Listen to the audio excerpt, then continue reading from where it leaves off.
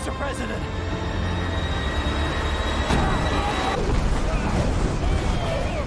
Peacemaker and Bloodsport had transformed into the President of the US, and the Prime Minister of the UK, but why were they assassinated right at the start? The Air Force One they were on was blown to pieces. They accidentally discovered the killer's shocking conspiracy, which made them afraid to go back home. They could only end up being treated like sheep. Even so, numerous killers still chased after them relentlessly, even pulling out rocket launchers.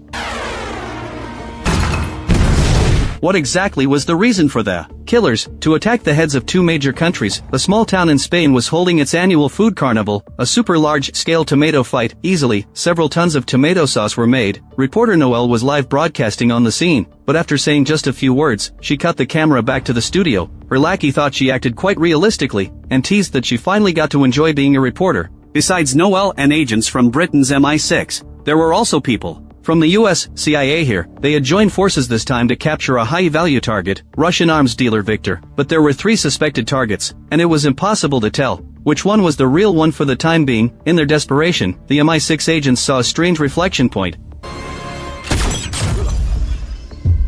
Because the scene was too noisy, the others were still unaware and tracking the target, but all died from cold shots. Even the technicians hiding in the car weren't spared. After clearing the obstacles, Victor's men got into the car. Their target was the transnational signal intelligence system, Echelon. At this point, Noel knew they had fallen into a trap, and tried to step forward to stop them but was blocked. A sniper was also keeping a close eye on her, ready to shoot her dead at any time. Luckily, Noel was very skilled. She used the enemy as a meat shield to block bullets. She also crawled and rolled in the tomato sauce to avoid countless attacks and successfully stopped Victor's men, but she underestimated the number of the other person, and was finally shot and knocked flying. She watched helplessly as the enemy threw a bomb into the car. After a loud explosion, Victor appeared from a high place, but Noel could only close her eyes unwillingly. In London, England, Prime Minister Sam woke up from his sleep, turned off the alarm clock, and hurriedly turned on the TV. He found that US President Will had really arrived in London, and the other's approval rating was higher than his own. The more he watched, the more upset he became. The reason why Will was so popular was that he was an actor who had won numerous awards before. Losing to such a person, Sam went out for a run in frustration, but he was told about the killing of CIA and MI6 agents, and Captain Noel was missing, and it was very likely that she had gone to meet God. After dawn, countless fanatical fans surrounded Buckingham Palace tightly. They all came to see Will, but Will was complaining about Sam at this time. He didn't understand why the other person served him a plate of fish and chips at the state banquet. Such things that were available at food stalls were simply a slap in his face. On the other side, Sam was also speaking ill of Will. He always thought Will was like a peacock, and couldn't even tell the difference between a press conference and a media publicity meeting. Although neither side liked the other, they still had to greet each other when they met. Then they attended a press conference together regarding the exposure of Echelon in the Spanish capture operation. Reporters wanted to know what the two had to say. Will wanted to say a few words to pay tribute to the deceased to fob it off, but the other person asked him, does someone who stayed in the military for a few days for filming really think of himself as a hero? This immediately left Will speechless. After the meeting, Will angrily confronted Sam, questioning why he had the reporter make things difficult for him. The other person said that it was his territory, and he was in charge. The two kept arguing as soon as they met. At this time, the assistant stopped them, saying that they needed to take Air Force One to try us together next. Even if you don't get along in private, you must do a good job on the surface. Don't forget to wave and smile together before boarding the plane. At the same time, Victor felt very depressed. He said that he had clearly spent a lot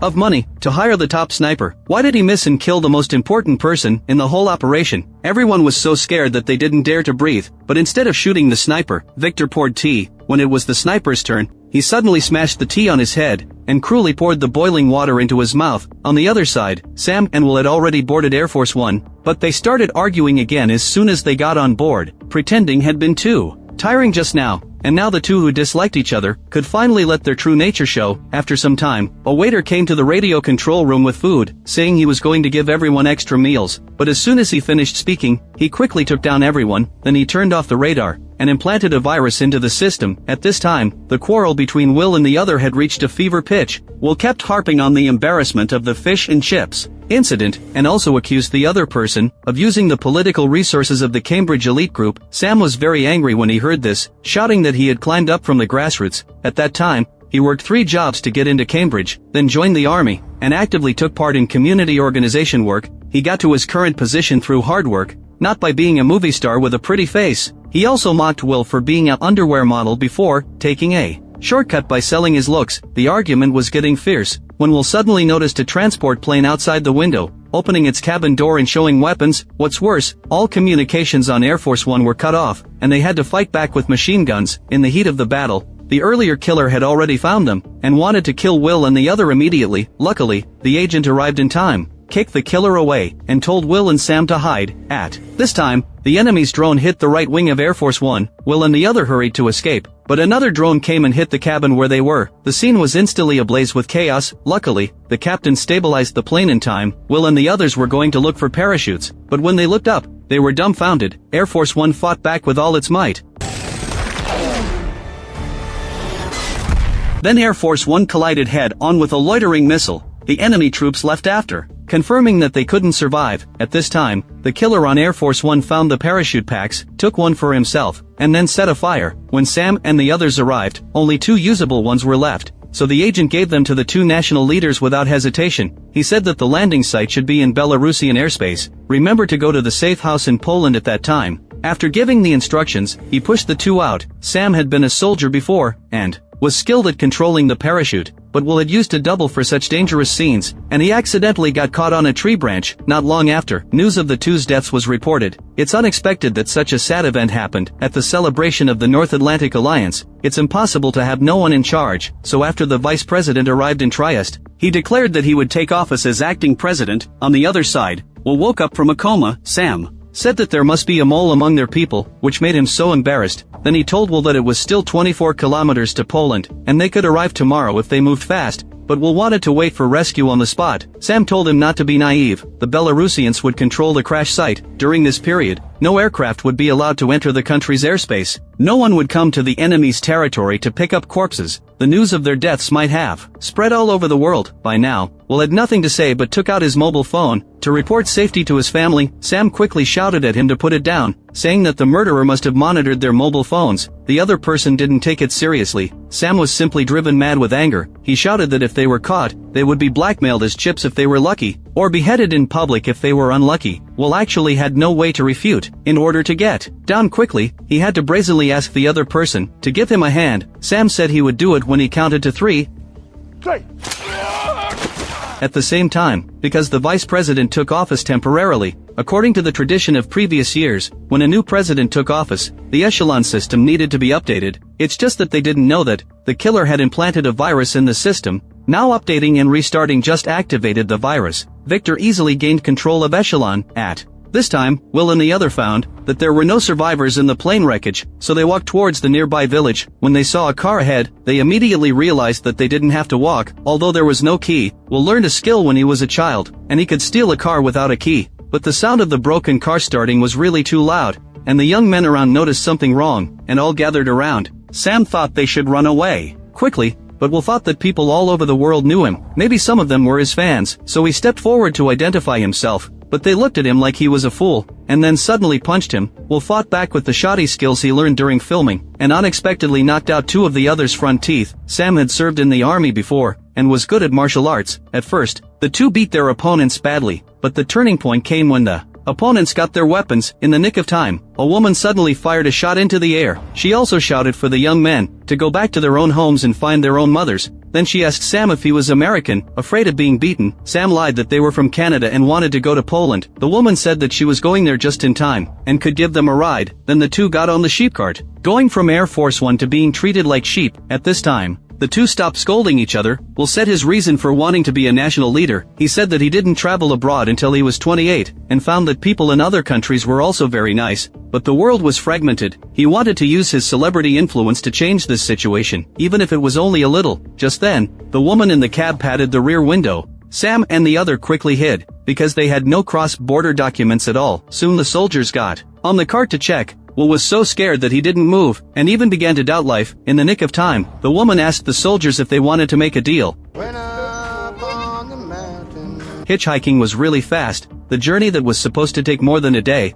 was shortened to half a day. To thank the woman, Will gave her a watch that was of great significance to himself, but she shook her head and said that she was very honored to give the president a ride. Then Will and the other arrived at the place the agent had told them about, rang the doorbell, and successfully walked in. It's just that they never thought that Victor had taken control of Echelon and successfully intercepted the surveillance video of the CIA safe house. Finding that Sam and the others weren't dead, Victor roared that the two must not be left alive, and immediately issued an order to his men to chase and kill them. At this time, the agent in the safe house saw that the president was still alive, and tears streamed down his face instantly. Sam thought that emotional matters should be put aside first, and asked the agent if there was a contingency plan for this matter. But now that the two national leaders had come back from the dead, even in a novel, such a thing was a bit too fantastical. Knowing that Will and the other didn't know the current situation outside, he told them about the infiltration of the Echelon server. He also turned on the TV specially. The news reported that 2 hours ago, a batch of confidential documents were leaked, revealing decades of secret operations by NATO member states. Obviously, the mastermind behind the scenes wanted to bring down NATO. On the other side, Sam believed that senior US officials had been infiltrated, but Will said it was impossible, and asked the agent to call the embassy for help immediately. While they were arguing, a shrill alarm suddenly went off.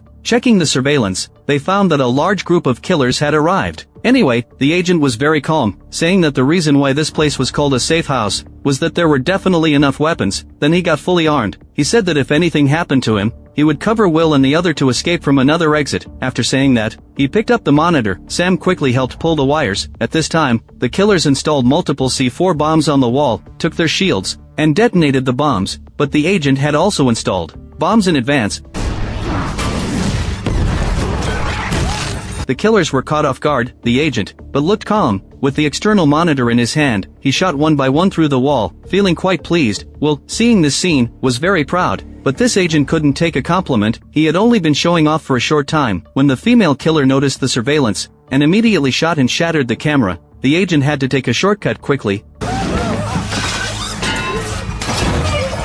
This stunned Will and Sam. Luckily, the agent had a pistol hidden under the table. He was about to fight back but was shot in the back. Sam and the others wanted to come over to help, but the agent told them to leave quickly, then bit off the grenade pin. Unexpectedly, the killer stepped in to stop the grenade from exploding. At this point, Will and the others reached the hidden exit. Sam shouted to smash the poster, but seeing that it said U.S. Army recruitment notice on it, Will said he couldn't do it. But now escaping was the top priority. He hardened his heart and succeeded in the challenge. They smoothly took the elevator to the first floor, and as soon as they went out, they were caught red-handed. They thought they would meet their end here today. Suddenly, a police car rushed over. The two stepped forward to check on the driver, and found that it was Noel, and Sam had been in a relationship with her before, but with Will beside them, neither of them dared to admit it. As for how Noel survived, it turned out that she was wearing a bulletproof vest under her clothes at that time. After waking up, she searched everywhere for clues, preparing to take revenge on Victor. She even hijacked a police car on the way, and after investigating, she tracked them here. Not wanting to stay here chatting any longer, Noel detonated the bomb in the car. She also told Sam and the other that the mastermind behind all the plots was Victor. There was a tragic story behind him, and everything he did was to avenge his son. It turned out that Victor's son was a once-in-8th-century genius. He was just a little short of creating the world's first nuclear reactor. With no risk of core meltdown, he still needed some materials at that time, so Victor bought some from the black market. But the Echelon system detected it and thought that the things he bought were for making nuclear weapons. They did what they should do in the face of a nuclear threat, which resulted in the death of Victor's son. After all, if it really was for making nuclear weapons, no one could afford the consequences. Later, they figured out what he was really making, and with the help of Echelon, they got the blueprints. To put it simply, they stole his research results. Now that the project was a success, they were even planning to hold a party in Trieste to celebrate. Will was stunned after hearing this, and said that from this perspective, they seemed to be the villains. But Noel said that the death of Victor's son was an accident. This wasn't a reason for Victor to cause chaos in many countries. Then they started discussing the matter of the mole, because Victor alone couldn't stir up such a big storm. Will thought it was Sam's assistant. After all, it was he who strongly demanded that the two get on the plane together. But Sam said it was impossible. They had been old partners since college, really not wanting to listen to the two nagging in her ear.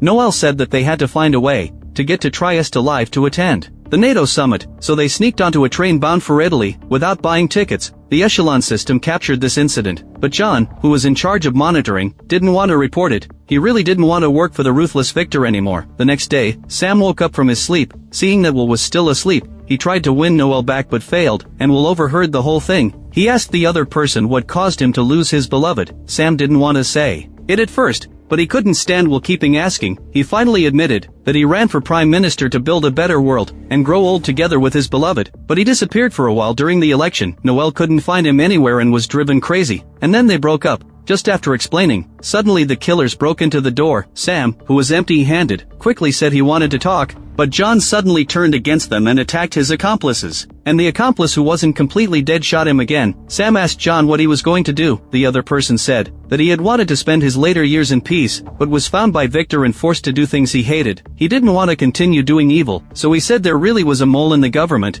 Although he had never seen the other person, he had a way to help find out who it was. Because he had set up Victor's encrypted communication system, they just needed to check the data terminal to find out, and before he knew Victor, he had a stronghold in Croatia, where they could find information about the mole. On his deathbed, John told them to get off the train quickly. The next station was full of killers, lying in ambush in the dark. He also wrote a string of codes on Will's hand, then took his last breath. At this time, they looked at each other and found that the train was running quite fast, but Will, who had acted in many movies before, told Sam what posture to use to protect himself. In the end, they did get off the train unharmed, and found a car in a nearby village. Noel broke the glass with an elbow strike, then she drove towards John's stronghold. It was already dark when they arrived. The whole building looked dilapidated. The hidden stronghold was quite good though. They were just about to check the mole's information, when suddenly the sound of an engine came from outside. Looking through the glass, they found it was Victor's men. This echelon system really was omnipresent. Luckily, John had a bag of top-notch goods kept for a rainy day, so Noel dragged Will away to help, and told Sam to cover them with grenades and weapons. Sam had to spray bullets at the enemies crazily. The killer hiding at the end shouted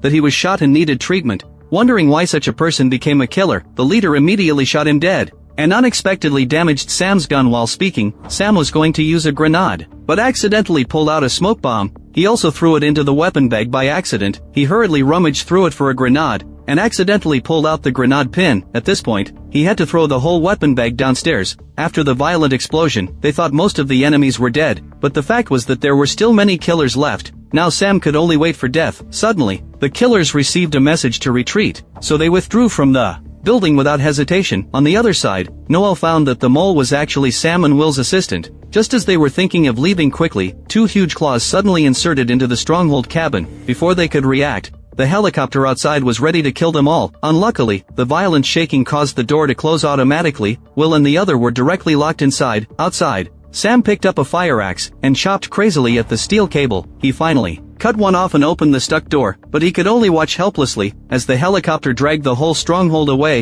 What's worse, when Victor saw Sam was in the building, he immediately fired a rocket. Noel, who saw everything, was overwhelmed with grief, but she quickly adjusted her mood and told Will that there was a tall building ahead, and they should jump off when they got there, and finally fell to the ground. But anyway, their lives were saved. Looking at the helicopter not far away, they found that it actually chose to drop something from a high altitude. If they hadn't come down in time, their brains would have been knocked out. Then Noel found a boat, ready to take Will to Trieste to stabilize the situation. On the way, Noel was always unhappy. After all, Sam was actually very important to her. After landing, Will contacted the vice president, telling him to temporarily take his position to stabilize everyone, and to send someone to pick him up at the bay. He would rush over soon, and also said that the assistant was the mole. Unexpectedly, he met with killers as soon as he got in the car. The other person revealed that the vice president was the real mole. She had hidden her electronic footprint. The killers thought they were sure to win, but underestimated the ability of the president. Number 1 Will lowered the TV screen. The killers were stunned for a moment. Luckily, Noel understood what he meant and started to attack.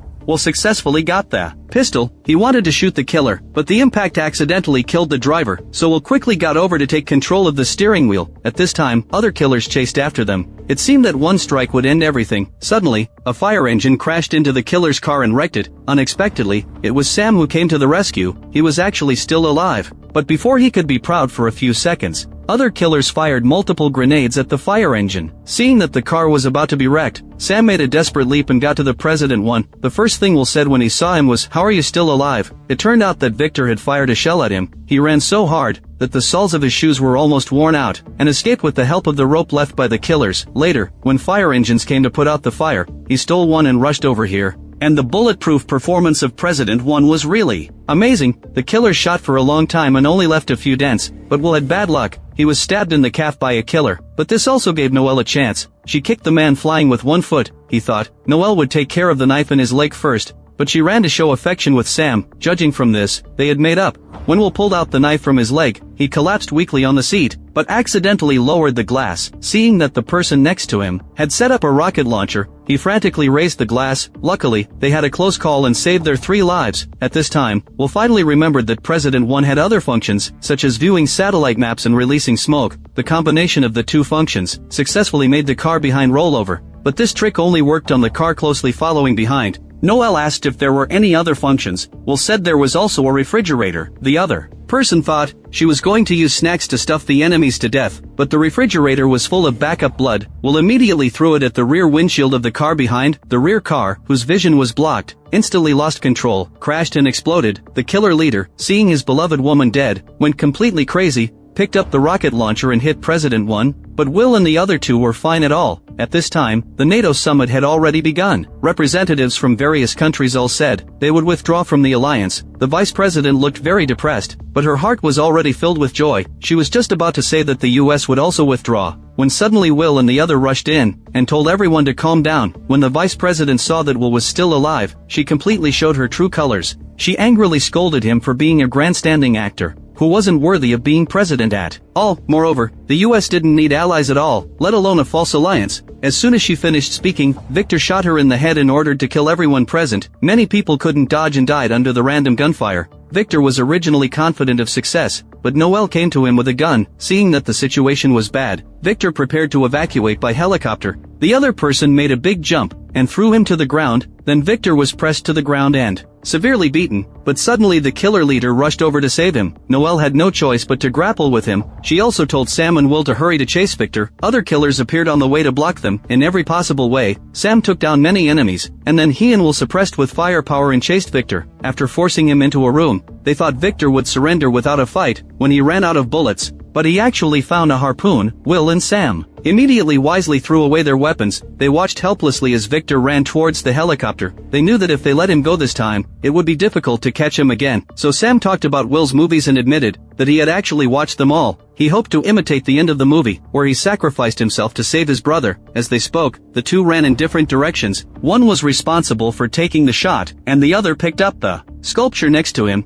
and threw it with all his strength at the helicopter's wing. Luckily, it perfectly got stuck in the engine. The helicopter instantly crashed and exploded violently. At this time, Noel had also successfully killed the enemy. 2 months later, with the efforts of Will and Sam, the NATO alliance re-established trust, and Will and Sam finally became good brothers, and they would eat fish and chips together when they had nothing to do. The film ends here. When I saw John Cena in this movie, I knew the style was definitely a humorous comedy. It turned out to be the case when I watched further, and Idris Elba, who is clearly a tough guy with a righteous face, unexpectedly is so funny. Bickering with John Cena is simply too funny. Needless to say, the special effects and action scenes of the film, the explosion and gunfight scenes are crazy money burning. The whole plot is tense and exciting without any unnecessary dragging. If you like my channel, please give it a thumbs up and subscribe.